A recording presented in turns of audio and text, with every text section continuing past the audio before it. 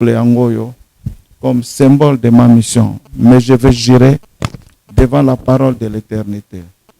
Je jure devant mon Père, qui est Jésus-Christ de Nazareth, Ouamaswamika, Maswamika, Emmanuel, David.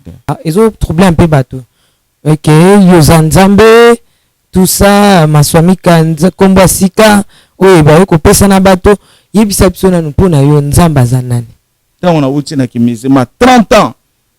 Kozala na kimizima na bali na kimizima na boti na kimizima bana nanga bakomba ba musulman. Aina lelio Yesu nanga okufela kinga ponga na bikaye. Seigneur alobi nanga mela mabele globe terrestre.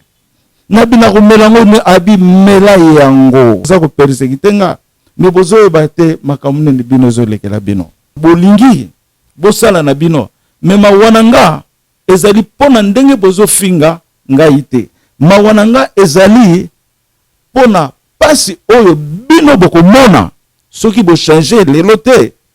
Oyo ezoyelela bino na nzela boko regretter, mais ça sera trop tard. Polo tageza malamu bomi chape na place na ye. Comment mutaloti ni kaka ndoto amune ne vision a présenter yango.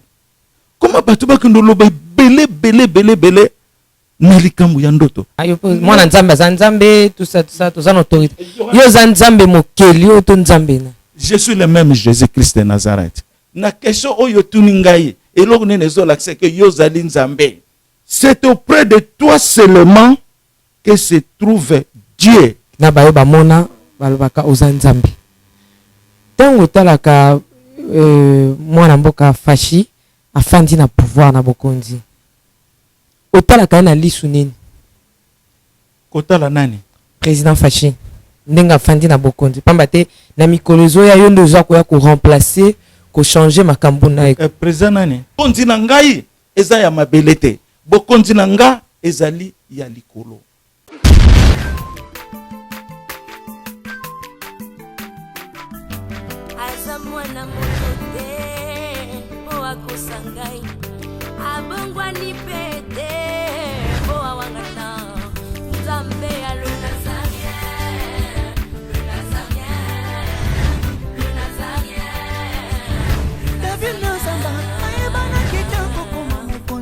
Dans la démission est belé, dans l'andara tout ça, donc félicitations.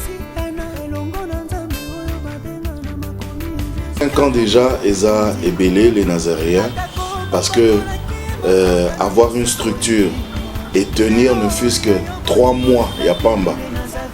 Eza li pendant moi en bâté. Moi, ce que je vous demanderais, enfin, ce que je souhaiterais, Eza que Bokine Lissous. Maman Tiffany, chapeau bas. Je sais que c'est dur, mais continue.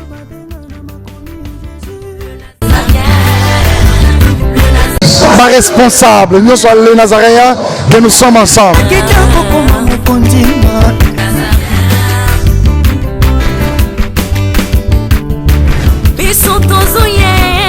L'heure est venue, il est déjà là où Dieu cherche ceux qui l'adorent en vérité et en esprit.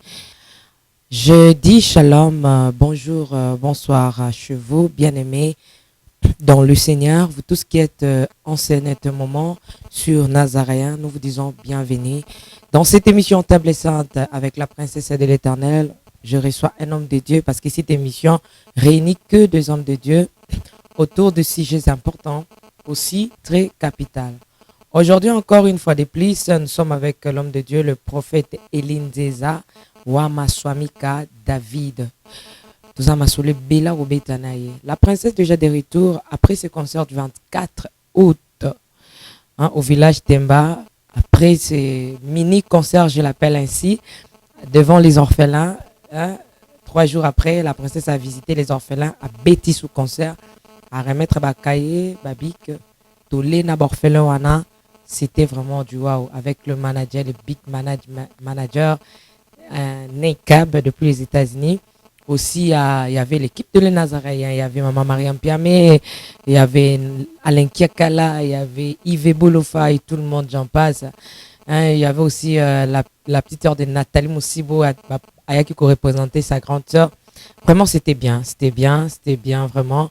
Je bénis le Seigneur, mais avant de saluer mon invité du jour, je demande à Alain Kiakala, si possible, de nous balancer un élément pour la gloire de Dieu. Nous allons danser, hein. Nous allons danser une manière de dire à Dieu ma tondi, parce que tu étais avec nous le 24 août. Alain, est-ce qu'on peut?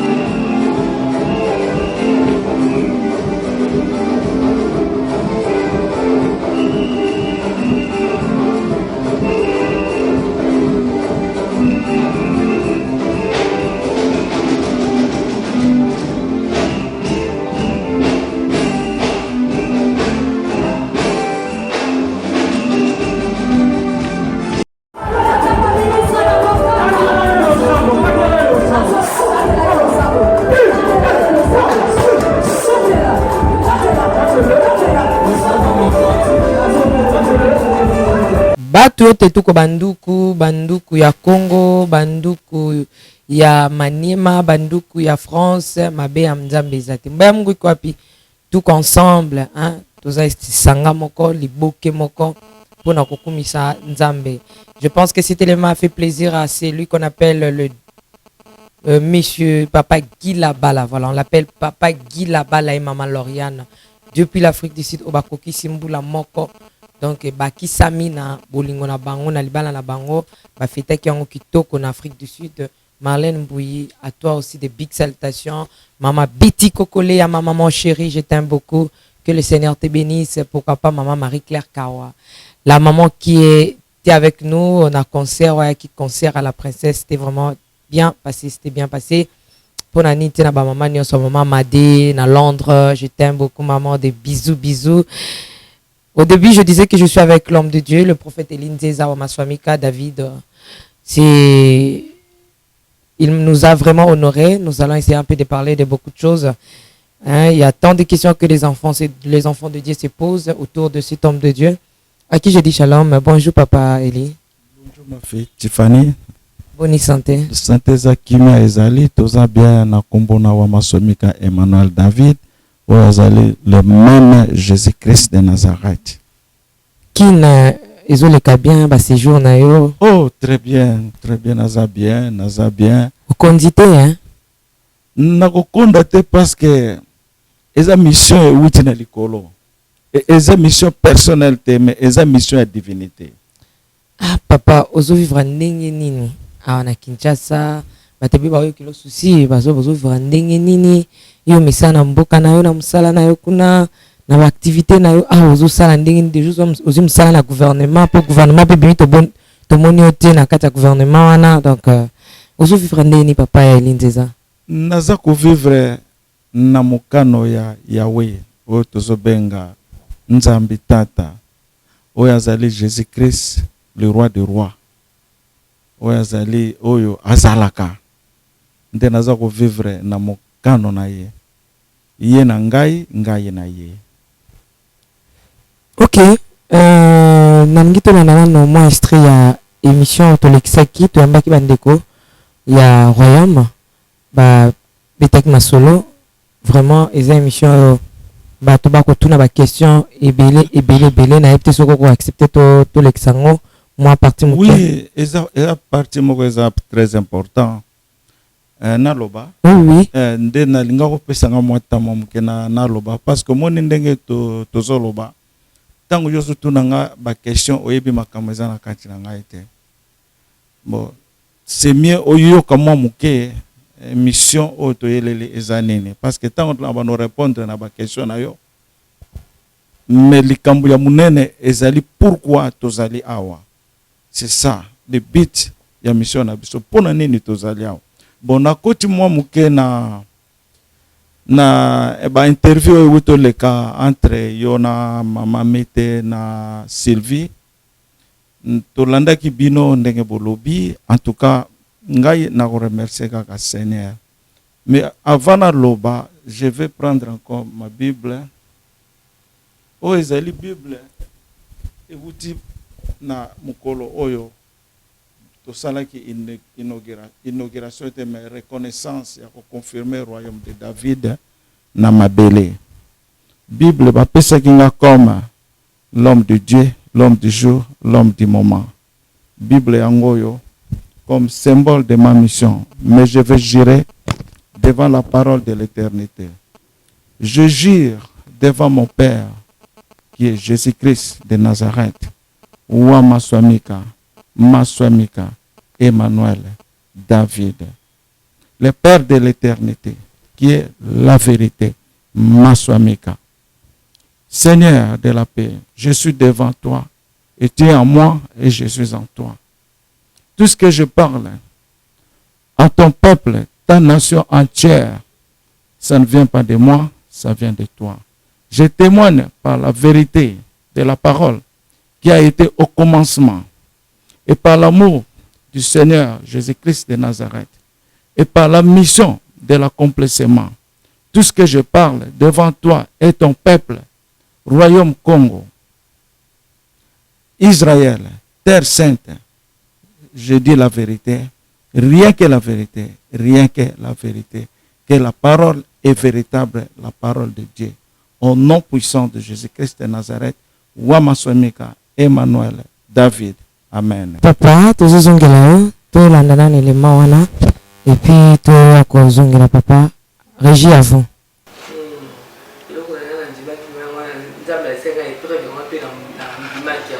On dit que papa il y a un prophète.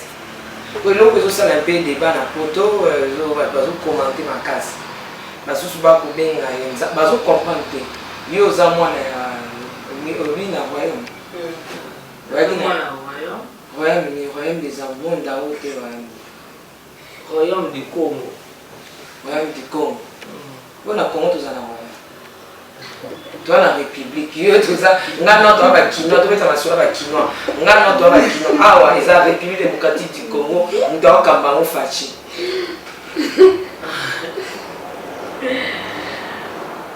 Mais le prophète, il doit diriger.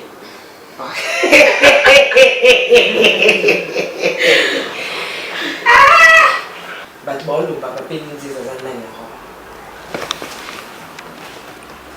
Bah oh bah ça on croit bazali et le tek va na le bazar na le ba vérité oh bah tu vas le ba na poto ponga ko like so bah tu lo. Oui mais ngai na ko lo ba teke na yebi ba oh ba lo ba kate ko na yebi ke ba mingi ba yali ba finga ka ba oh bazali ba ndima ka bazali mais to kotala soki ezali ya lokuta il faut que ça mate mais soki ezali ya solo totala oyo nzambe apasala. D'ailleurs, posons un sous peut-être pour papier ligne des prophètes avec un zone à sur États-Unis. Il posons un peut-être. Na ozo mananga ina na banati. Otika e. Na bakoko. Na otika prophète c'est na wana ozonga. Bon, nenga tona moi Stevie na tunie ekosa mandeni. Selon le moment na makamne zo kindi. Mais yo na yoka kita moko tuna mama Sylvie qui soki bango bazana armée. Mais biso tozana armée céleste. Armée céleste azali. Jésus-Christ a pour quitter na armée na yi a quitté déjà na c'est na armée na yi bazali. Ba ko bunda selo bango. De retour sur ce plateau avec l'homme de Dieu, papa Elindiza Maswamika. Vraiment. Bobenga nebele parce que le papa vraiment akoloba makamba makasi, bosanga nebele bokota potoloka nini oyo azanango pona kolobola libota ya Nzambe. Papa tolandi ndenge ba mama balobi mama Mete na mama Sylvie. Toni to tuna na question boso papa bazoloba ezo troublé un peu bato. OK, yo Nzambe tout ça Maswamika komba sika oyo ba ko pesa na bato yebisa biso na mpona yo Nzambe azanani. Yango na Nzambe azali celui qui existe. Nzambe azali celui qui existe. Nzambe azalaka na likolo, batu bazalaka na mabele. Nzambe azalaka na likolo po alakisaka ke. Yende azam mokano ya likambo nyonso na likolo pe na mabele. Bon nanga malamu nazolo bana bino. Il est celui qui existe. Na lobiango pourquoi? Parce que ezali ndenge yepe enseigner ngai nzamba zanani. Na kopesa référence na Bible ezali na tango ya Moïse. Moïse tango azako sala démarche ya kulibere bana Israël. Atuna kinzambe kuna yo tindi ngai. Bakutuna yazali nani kombo na yenani. Jésus a répondaki ye. Azali je suis. Ce qui batuni yo kombo nani je suis. Je suis mutu atindi ngai. Nazo ebisabino dans la parole de la vérité, de la vérité. Na ebisabino. Mission ya liboso nzambe pour nazo pesa réponse par la révélation. Tango nzambe azo solo na ngai, tango na uti na kimizima 30 ans. Kozala na kimizima na bali na kimizima na boti na kimizima bana nanga bakomba ba musulman. Nalingaki ba chrétien te. Nalingaki ba chrétien te po na ba chrétien oyo zo kamusanga te na buzoba na mona ba chrétien. Na ba musulman to mona ki ndenge ba chrétien bazali. Eza lelo te. Soki totali na mukili mobimba et pas eza na désordre na makanisi ya bato na juge te mais na Congo eza ebele ezo wuta na mitu ya ba chrétien. Soit disant les chrétiens. Mais yango nozomona ngai nzambe tanga bano pesanga mission na nga liboso. Alobi na nga naloba ngo le nyonso na ba video. Alobi totindi yo na mabele pona kolongola peuple oyo ezali na ekoma bakoma banyama na kati ya libulu. Totindi yo po o libere peuple wana bakoma lokola banyama na libulu. Et puis alobi na ngai yo ozali. Mais na lero na nga na yoka kiango je fais qu'écrit mais nazalaki ko sosola yo ozali elingi koloba nini? Yo ozali toi tiye nakena oya mibale nakena oya mibale oya mibale ngai moko nazako yemba nzembo nzembo ngo yango yo ngai na lelio Yesu nanga Yesu ngai na lelio Yesu nanga okufela kinga ponga na bikae nazaliwa yo Yesu yo bolingo Yesu nanga aye osala kingai na mokolo ya liboso lelo na saliwa yo osomona nazo na révélation na lobi osala kingai na mokolo ya liboso elekeli ngai na bandi ko méditer donc bato nyonso tu ngai nzamba salaka ngai liboso na bango na bandi ko méditer na yebisa bino nzambe abandi ko répondre ngai apesa nga verset eza na Bible na Apocalypse chapitre 1 verset 5 ezali wana soki bolingi botanga yango abando loba na ngai abi tango ngai na créaki yo tango na salaki yo na lolenge na ngai na salaki yo ndenge ba fasonaka poisson na salaki yo na moto na mai na mabele mais yo zali oyo ozalaka.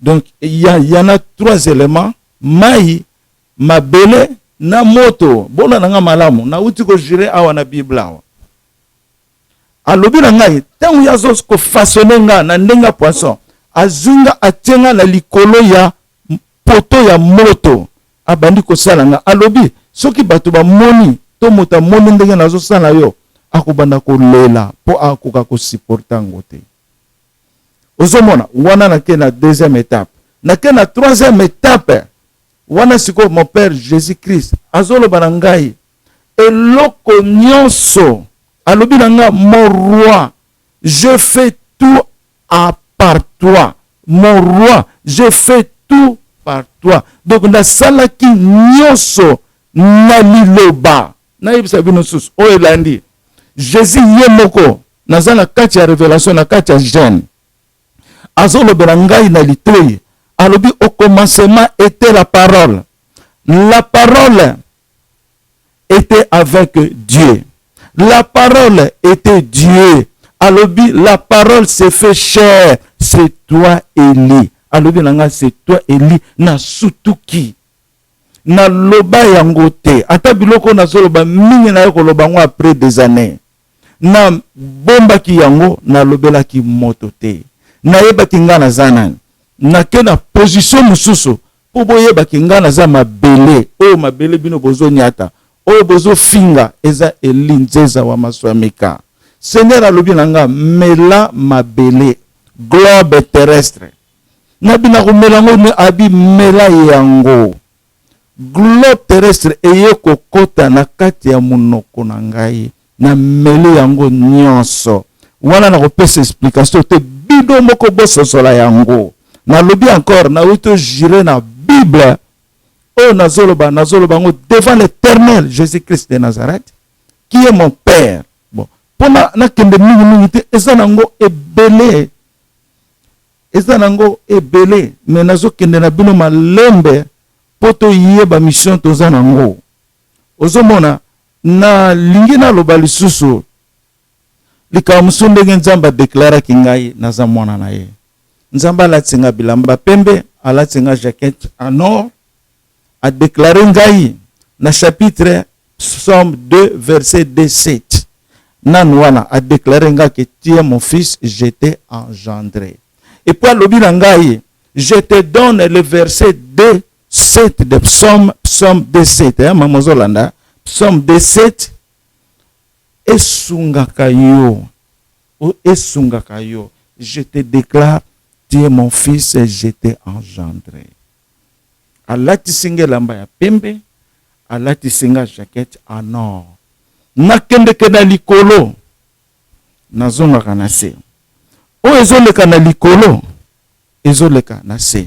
Le rwana na bandi ko comprendre bien te. Obi musune kaka musune. Nde ngona Yesu tanga bota magi pe na la chair. Ezaki na musune. Banza ko finga ye, bazalaki ko landa ye po ba lapide na makamba za ko loba. Ndenge pe bino pe bozo lapide nga na ba parole na bino, boza ko persécuter nga. Me bozo ba te makamune ni bino zo lekela bino. Ozomona c'est la mamuke. Na likambu ya Nzambe. Na likambu ya Nzambe bandeko na nga na Yesu. Pona nini tozo kima mbango. Na les 7 points qui rendent l'homme malheureux, le premier point ezoloba ne précipitez pas. La prophétie doit être évaluée, analysée. Soko yoki likambo, omoni likambo. Analyser yango, zwata na yo, tuna na Nzambe. Ozomona, me kokende bino ningi boza kokende la, bozo kondo koya na libulu ya moto. Pona na pesa référence mususu. Oyo nga ndenge na yebisa bino lelo. Bokoko finga nga ndenge bolingi. Bokoko critiquer ngai. Bosala ndenge bolingi. Me oyo bozo sala, ezokende na Nzambe azaka na likolo. Po yende atindi ngai comme son fils. Bokoko sala ndenge nyoso bolingi. Bosala na bino.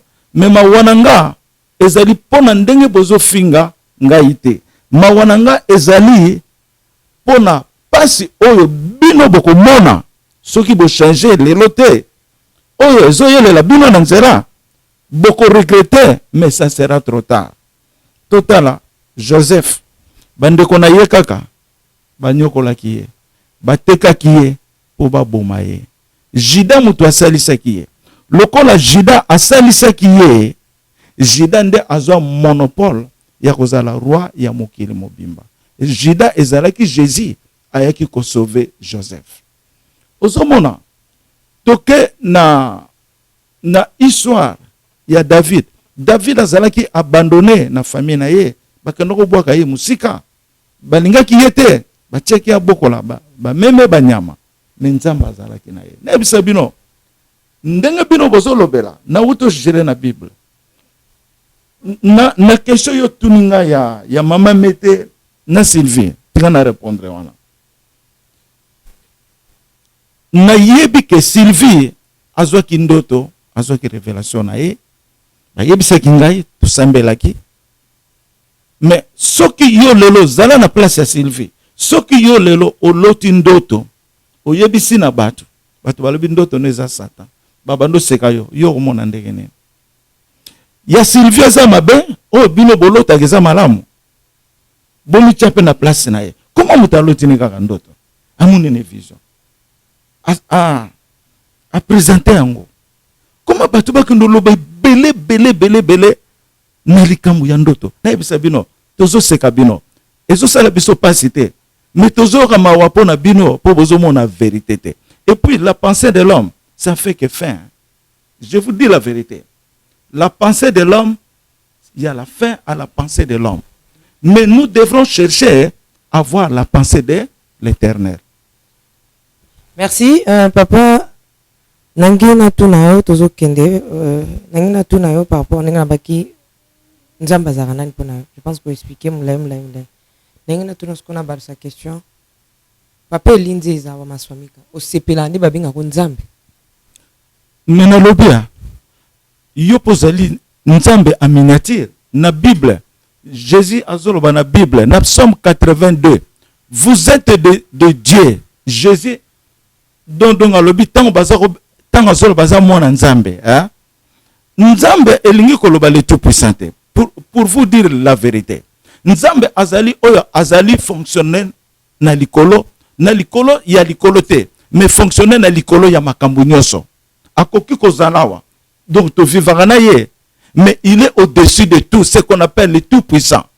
Mais ngai nazali mwana na ye, nazali mwana na ye. Nazali mwana ya nzambe. Batunde bato parce que bato comprendre tes places ni papa. Yo mozo déclarer zali mwana na nzambe. Mais bato bazo kokomiso nde nzambe. Nde place so bato. Mwana ya nzambe azali mwana ya nzambe. Mwana ya nzambe azali na le Père, le Fils et le Saint-Esprit.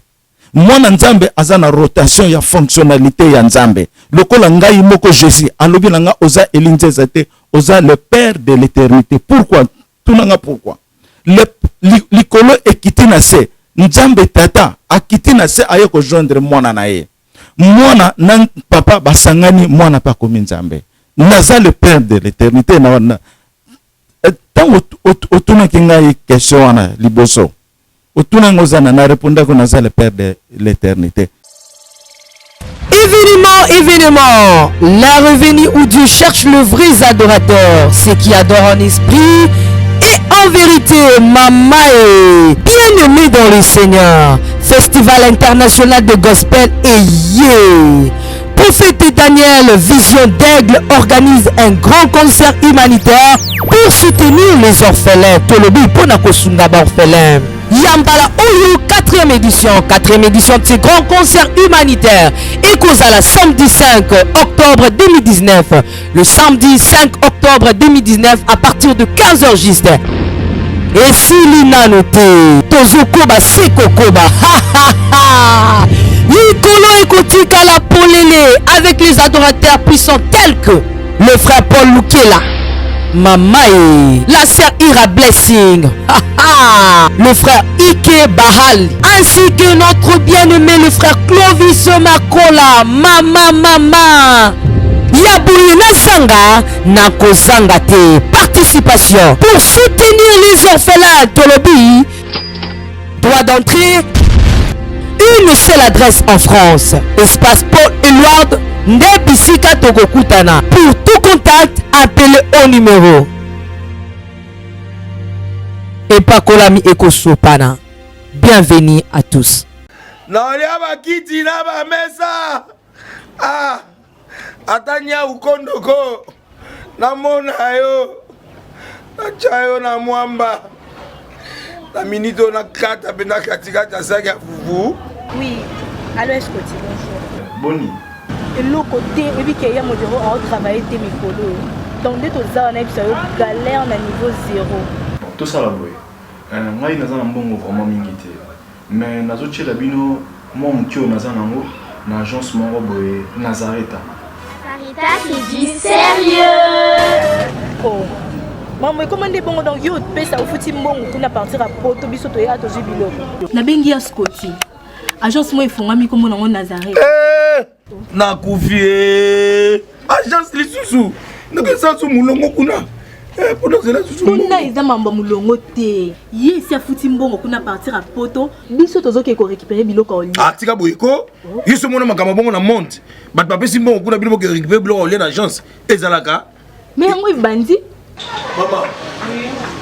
Deki nanga yebisi ngai mena ndimite. Na lingi na mona ki mona mbeso. Poli kamba boye.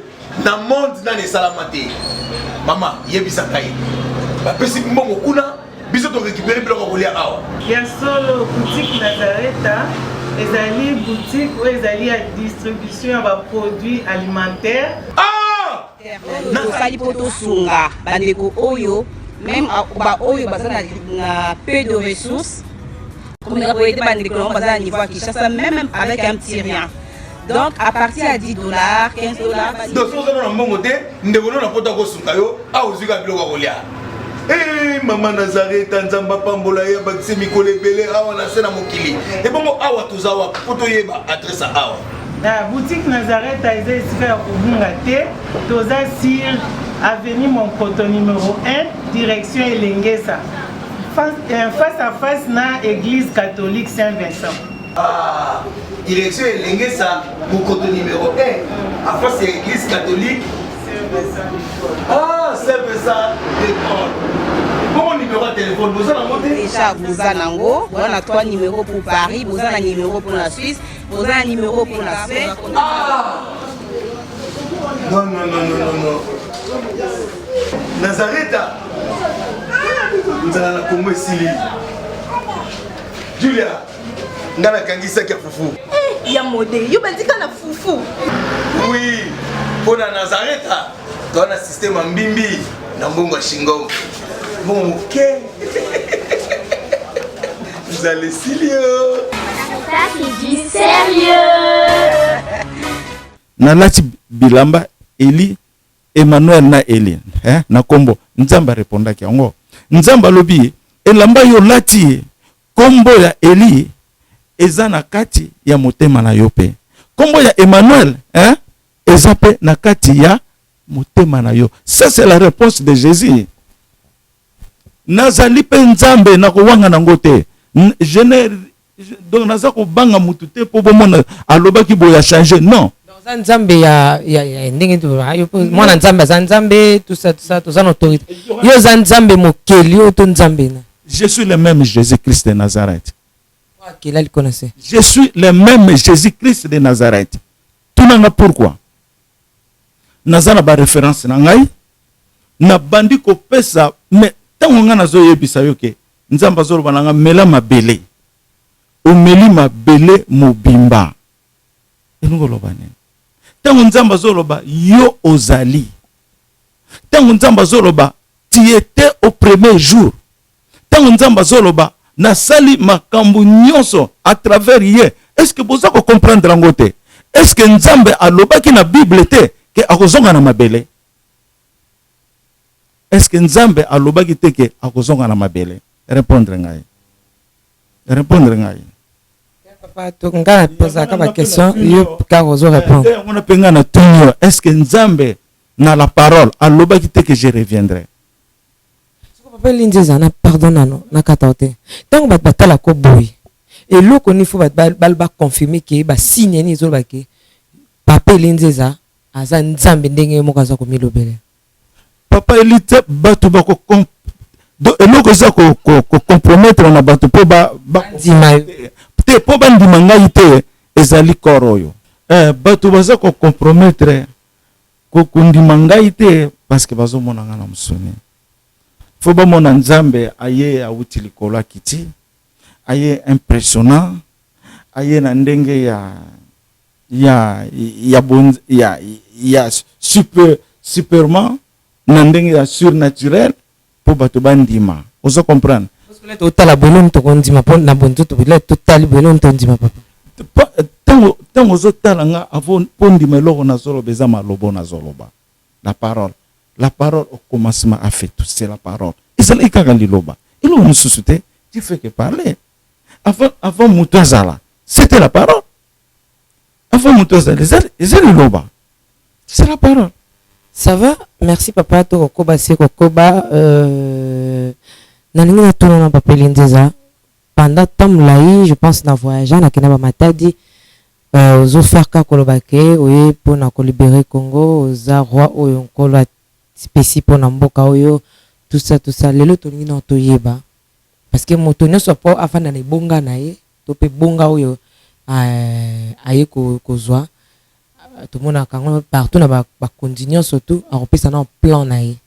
Tongi toyeba papa Elinzeza plan nini oyo ye nango ozo mona ki basusu ba ko sala ngote yo ndifo sala ngo plan na yo ezali ni ba projet na yo pona bo kondi na yo tango kozwa yango. Amen, merci pour la question. Plan oyo to ye nango ezali plan ya liboso ezali la restauration de l'Israël. Nazo kende. Israël na yebisa bino kombo ya Israël elingolo banini. Kombo otu nazo bez inspiration. Kombo ya Israël ezoloba nini? Kombo ya Israël nazo pesa réponse ezoloba libanga oyo epelaka moto. C'est ça le nom d'Israël. Libanga oyo epelaka moto. Na ba forme mususu Israël ezali siga ya courant. Donc la puissance divine. Ozomona Israël ezali libanga oyo epelaka moto. Nebisa bino bande ko na ngai. Soki bino bolingi kozala ba Israélite te. Bolingi babenga bino ba Congolais ya se ya Congo na yebisaka bino misère eko continuer na mboka oyo. Mais tozali susu na plan oyo musuni ya mutu te. Mais tozali na plan de l'Éternel, le plan de la vérité. Oyo ezali Israël fo ezonga. Po Nzambe asalaki peuple na ye Eli oyo bazo benga le peuple de Dieu. Oazali le Dieu d'Israël. Puissance na biso oya Nzambe ya Israël ezali na Esaïe 45. Esaïe 45 na question oyo tuningai eloko nene zo lakse ke yozali Nzambe. Yango na eko ya sikoyo. Soko keyi na verset 14 totanga yango. Loba tokoloka. Soki toke na verset 14 ya Esaïe 45 na Bible. 45 na verset 14 je lis au nom du Seigneur. Ainsi parle l'Éternel, les gains de l'Égypte et les profits de l'Éthiopie et ceux des Sabaïens à la taille élevée passeront chez toi et seront à toi. Wana Nzambe ndazoloba azokoloba na roi bazobenga Cyrus mais likambo nano ne salamate. Ces peuples marcheront à ta suite. Ces peuples marcheront à ta suite. Donc bako ya pona yo. Ils passeront enchaînés. Bako tambula baza enchaînés. Enchaînés elingolo baba chaîne ya makolote. Enchaîné elingi koloba la loi de divinité oye na royaume David. Et quoi enchaîné batu nyonso oyo ba yokela Nzambe te. Bakozala na pasi. Donc loi wana ezali enchaînement. Na continuer.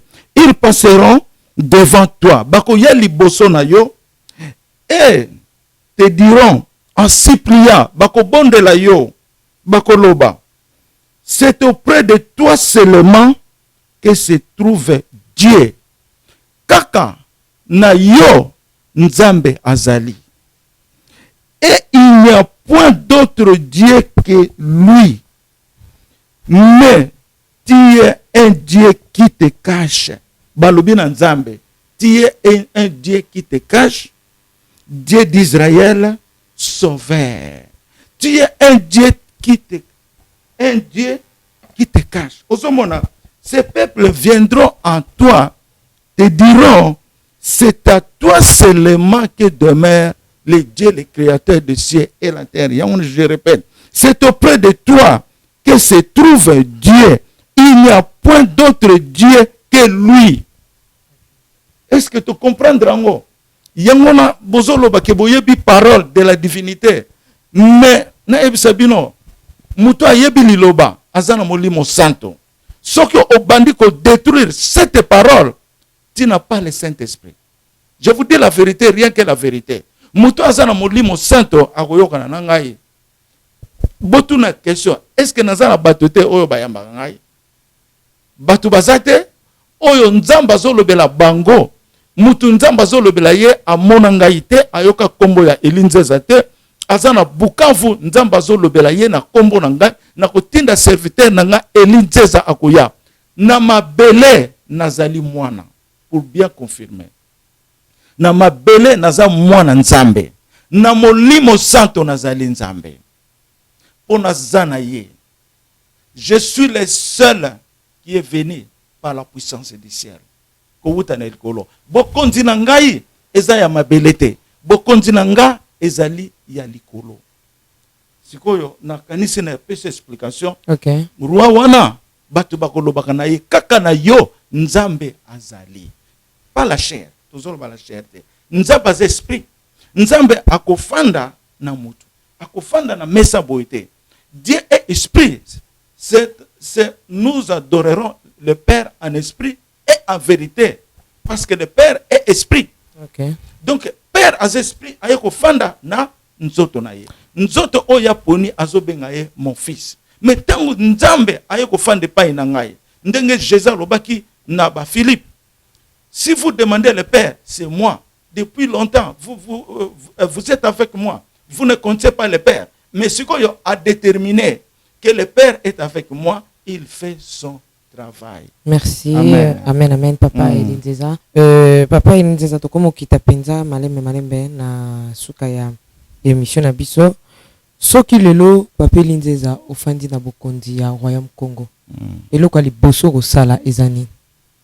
Bon, pour na répondre na question na to kende bien, ndenge na lobaki likambo ya liboso ezali Israël ezongi na Congo. Donc ezali ezongi sana no Israël liboso ezali libération. Pour na libération nde ekolakisa valeur ya liloboyo toza koloba. Oko changer mbala moko mais libération nde nazoloba te. Libération ezali système ya mboka eko changer. Okay. Makambu nyonso eko changer. Tout va changer. Eko changer ndenge nene. Eza na mbula ya moto ekoya. Mbula mabanga ekoya. Basoterel bakoya. Mingi nango ekozala spirituel. Okay. Oui, papa. Soki yango salamite munena nzambe omonisa mate. Fo yango emonisa mate. Baba mbula ekoya. Mbula ya mabanga ekoya, soit ya moto ekoya. Ekobeta na Congo. Ekobeta awa et puis à travers le monde. Donc libération ya Congo ezali na Congo pe le monde entier. Mais papa tozo kende vraiment malembe excusez ngai tokomo kita malembe. Yo tant na côté na ya bonzambe ningo o milobelelaka na bayo bamona balobaka ozanzambe. Tango talaka mwana mboka fashi afandi na pouvoir na bokonzi. Otalaka na lisu nini? Kotala nani? Président Fachi. Ndenga fandi na bokonzi. Pambate na mikolozo ya yondo za ko ya ko remplacer, ko changer makambo na président nani? Félix Tshisekedi. Ah, OK. Ah, voilà. Tango mona kaya fandi, olobaka nini? Aza momentanément pona yo aza moto yo abongisa mi ayeka ko sokpo même si babike président Félix aza kaka moto ya ye ko bongisa nzela kasi mo ponami. Azoya omona kenda na za muta vandi ziroka nzela ayoko bongisa nzela donc di makaye mais la volonté de Dieu est là. Donc après ye mutu so kokota te yombala et akozala kate yombala mo fandi akozala kate eza Jésus Christ de Nazareth awa fandi oya la tinzoto yo et puis to bango bien aller molota lobaki Jésus Christ est le roi des rois. Mais ce que papa pona nini te lokolo mona kaye ko bongisela nzela pona nini te ko senga audience beaucoup tananaye opesa pe mayele ndenge nini ya kobongisela onzela. Bon nangina loba eloko nyonso ngai na kokosala na kati ya bomoto pe na molimo santo c'est par l'autorisation du Seigneur. Na salaka eloko yo nzambe alobelinga te na sala non. Po Marie pazaki na zemi papa Elisabeth pazaki na zemi mais tango bakutana ki bana baningana ki sokomona te kokutana bino na président Félix ko sa pe loko moko et c'était donc na koki ko changer parole na yote ben acceptango mais loko na kokoloba fait la par la volonté du Seigneur. OK. Donc na ko sala eloko yote ce qui Seigneur alobinanga kende kuna solola na ye na keye. Donc est-ce que soyoka ngai depuis na bandi naza na mission oyo 11 ans lelo zala na tuna question nzamba alobi ngai lo msusu na lobawa ya age na ngai donc banda koloba na finga mutu moko te na finga kata ba homme de Dieu te soki nzamba pesinga message pona homme de Dieu na kopesa message soka lobi pesa ngo public na pesa ngo public soka lobi solola na ye ba msusu nzamba solola nga solola na ye na binge na fond nga bindeko ozo kende bien te kende malembe nzambe ala kisinga likamoko mabe pona yo mais na ko critiquer te parce que il peut changer azaka ka mwana nzambe et solo ozo mona na question musuna na lobawa age na nga nazana ngo na lobaki na ndenge na uti na likolo na yawa nazana age ya 16 ans age ya ministère ezali 82 ans age ya bomoto o nazana ngo lelo na 66 ans 66 oyo ekokisi création ya nzambe ekokisi libération ya mokili mobimba ozomona soko kena mozindo ya age wana potin ezate ozomona donc ozana 16 ans 66 nazana 16 ans na age ya likolo nazana 82 ans te nakokisi 82 ans na ministère ya Jésus 82 ans elingoloba na yaka na kufaka na zongi na botami na kufaka na zongi Seigneur ye moko arapelaka ngai arapelaka nga okokisi 80 ans na ministère ya Jésus donc na kufaka na zonga comme 66 ezani age ya bomoto ya musunyo tu to sangisa sai comme te okosangisa ngo te et donc ezana age spirituel ya mission lokola yo bandi mission na yo ça fait 10 ans 11 ans 20 ans hein donc one eza age ya eza à part age yo koleli donc 82 ans eza ebele eza la mission ya ministère 82 ans na age Jean-Baptiste c'était moi-même Eli oya yaki wana c'était moi-même to ke luka musika te ndenge Jean-Baptiste atuna to ezaye to ke luka musu to ke luka te mobiki so bato bazela ba yoka na ba prophétie akoya ko libérer Congo ezayo ezalikai wa maswameka. Merci David. Merci beaucoup papa Eli Nzeza elonde ko sa pasi ngo likambo ya plan fona répondre yo. Oui plan likambo ya plan ezali Israël fetelama ezali 3e guerre mondiale oyo papa na ngai a remporté victoire ya mokili mobimba parce que Congo a remporté victoire ça remporté yango a remporté yango puis na victoire ya Congo succès ekokota na Congo a yena plan oyo tozo benga le Père le Fils et le Saint-Esprit na le plan wana ezo pesa kombo ya matrimony 3 elingi koloba développement oyo ekomonde sama na Congo en ce qui concerne la mentalité Congo beba na mentalité oh tout baza koloba loba la mentalité était déjà pourrie bazo yebate baza wapi donc nzambe ako changer ba mentalité toko koma bolingo toko zana bolingo tozo lobela mikolo nyonso ça c'est le plan oh tozo kendelango oh ekozala effectif ya mokili mobimba notre monnaie ekozala na kombo ya Yesu Masia franc et le franc congolais et comme franc Jésus ekozala bon na franc na to ken équivalence wana te mais ekozala na kombo ya Yesu donc tozo kende nini wana donc tozo kende ba congolais hymne national va changer hymne national boto komuna no wana te otuni vraie question to komuna no wana te mais toza na drapeau na biso o eza na étoile ya l'éternité ya Israël donc Israël oyo kaka wana ekozaka susu te bakoya kofukamela bino ozomona na lero wana mutu nyonso oyeba Yesu aza nani. Merci papa Eli na sengi na yo pesa ngali susu semaine prochaine pour ete ma question ezali vraiment ebele to kena bana nzambe malembe pour ba sosola yango vraiment na bité papa Christian agréé invitation na ngana sengi donc bana royaume hein naza ba question belé vraiment esengeli déjà ba découvrir ka déjà mabomba mi oyo ya royaume pour que bazala déjà ils a télécommande zo kamusa et comme les jours J leur drapeau ko changer ba bazo kamwa leur hymne rechange ba okama plutôt leur franc et comme franc Jésus ba okama ba mi yebele la déjà malem parce que ma bomba mi zebele papa Eline Zatokoya kozwa sous semaine prochaine. No problem. No problem. J'aime lorsque vous parlez l'anglais. That's great, man. Thank you. Papa Lilo Basuka na numéro de téléphone pour na bayo balingba kotana na contact.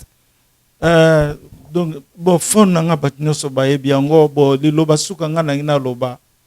Bande ko nga na linga bino mingi ata soki bolingi ngai te Joseph a ba finga ki ba teka ki ndenge bino bozo teka ngai mais Joseph alinga ka bande ko na ye tanga mona ki bango tanga komba ki mokonzi alelaki mais alimbisa ka bango alobaki za volonté ya Nzambe. Ozomona lelo soki toke na Noé c'était ça.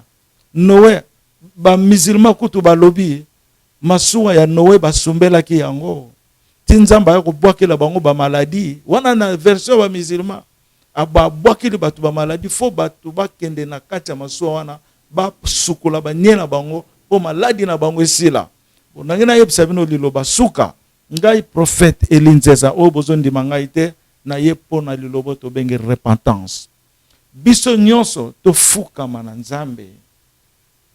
Pardon papa.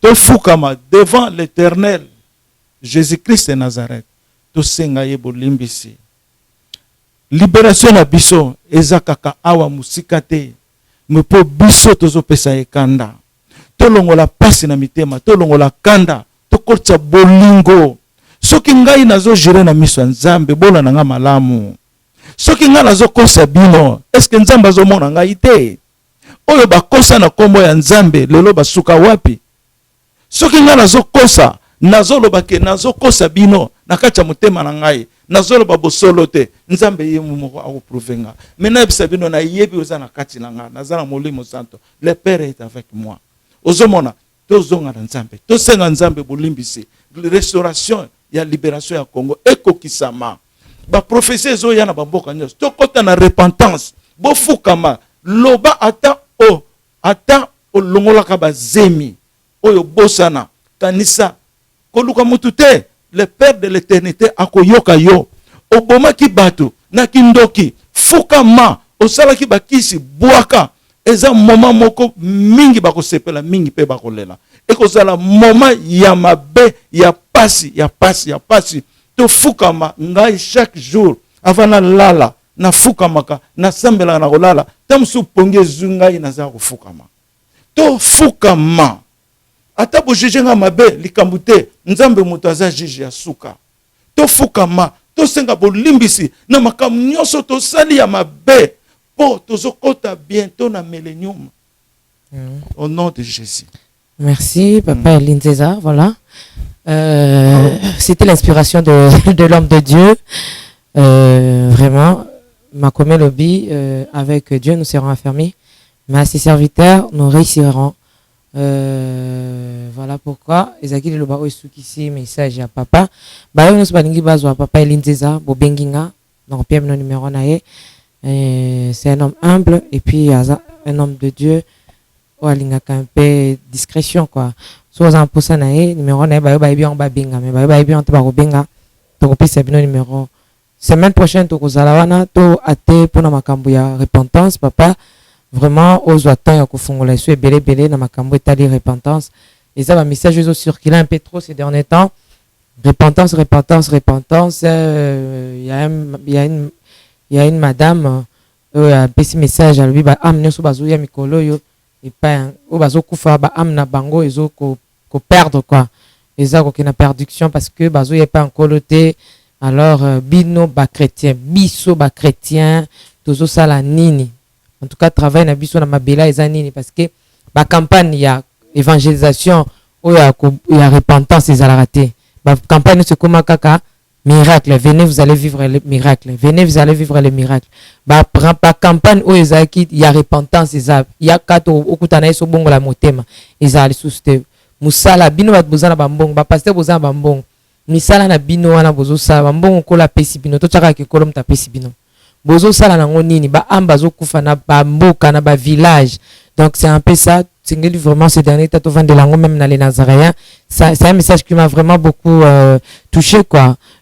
Par la grâce de Dieu, nous allons essayer un peu de faire quelque chose par de messages aussi. Ceux qui sont à tous sous côté na balabala, nous allons le faire parce que Dieu a recommandé Bisso Yango. Alain Kakala, merci. Tout le monde, merci.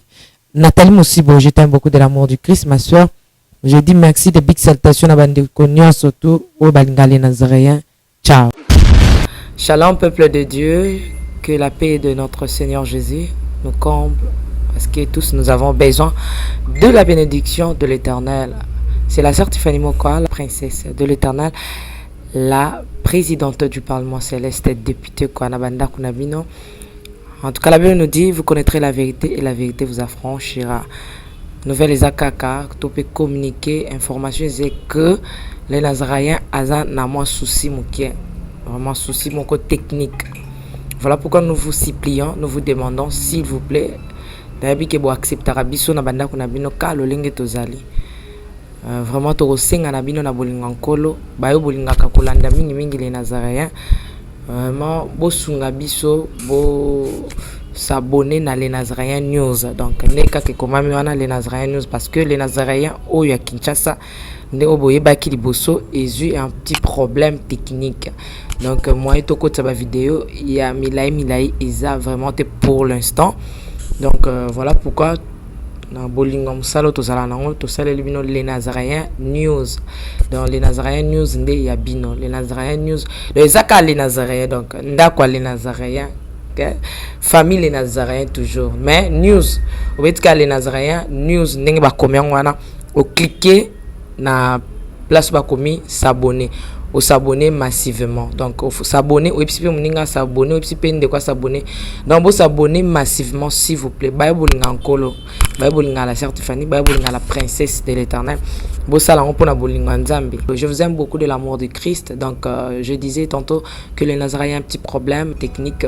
Voilà pourquoi nous vous supplions de s'abonner sur les Nazaréens News. Ces derniers temps nous utilisons beaucoup plus les Nazaréens News parce que les Nazaréens Kinshasa a un petit souci, un petit problème technique.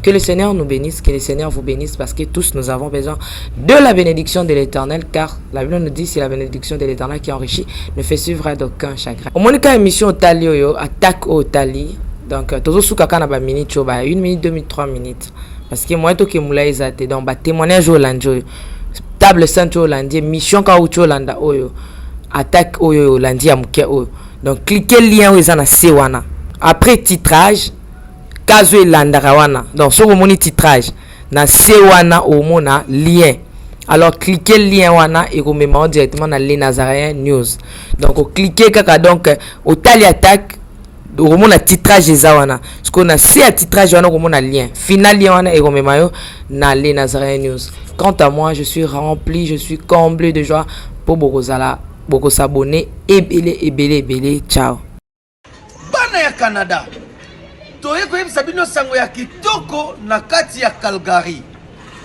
couple kibala oyo bautaki Londres na bokasi ya le grand producteur Blaise Mangindu Remangola baza ko se produire na Calgary le 28 samedi le 28 oyo septembre samedi le 28 septembre de 17h Tito Kolemba bakozala bongo accompagné na groupe ya frère Micho Mundos pona koyembela nzambe boya samedi oyo le 28 septembre de 17h Tito Kolemba toyembela nzambe tobetela nzambe milolo na Calgary ekoyinda mabe boya bino nyoso tu bozalaka na Québec bino nyoso tu bofanda na Canada de partout bozalaka soki wapi toya na Calgary pona kokumisa nzambe elongo na couple kibala oyo bakozala accompagné na frère Micho Mundos na groupe na Emodimba ekoyinda mabe na kutu na uzala.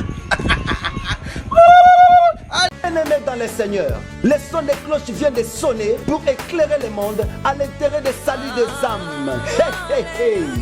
Les Nazaréens Production vous présente la princesse de l'Éternel Tiffany Mokoa dans l'album Trône en featuring avec le pasteur Henri Papa Mouladia et le frère Billy Bilomba avec des chansons comme Kembo Alléluia Osana na Yahweh Oezo matanga na motema ezebele Yango na yebisi yo Dajanage et les quatre êtres vivants disaient